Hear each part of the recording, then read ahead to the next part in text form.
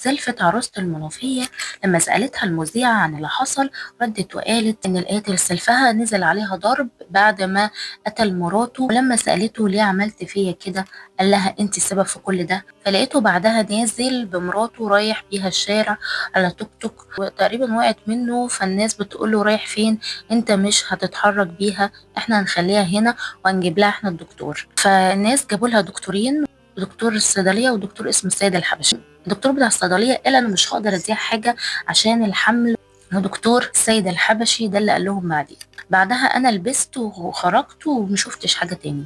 سألتها المذيعة هو سيلفك اللي عمل في وشك كده؟ قالت لها أيوة.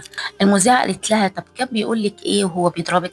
قالت لها كان بيقول لي أنت السبب، أنت اللي عملتي ده كله، أنا مش عايزة أشوفك قدامي. ردت المذيعة وقالت لها السبب في ايه بقى؟ إيه اللي انت قلتيه قبلها؟ قلت له مثلا مراتك عملت حاجة؟ قالت لا والله انا اصلا ماليش غلطة بيها ولا ليا دعوة بحد. طب راحت قالت لها طب هل كريمة سابت البيت ومشيت قبل كده؟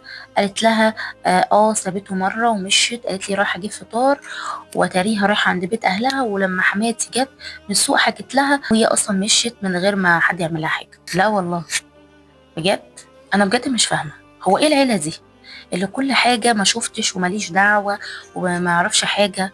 مفيش مثلا حاولت انقذها، وقفت قدامه، صرخت، جريت عليها؟ ده الواحد لو مربي كلب في البيت والكلب تعب او حصل له اي حاجة البيت كله بيجري عليه، ما بالك دي انسانة عايشة وبتاكل وبتشرب معاكم.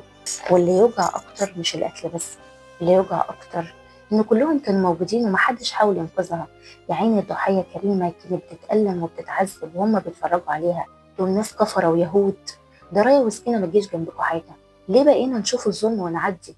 ليه بقينا نشوف الموت ونقول ملناش دعوة؟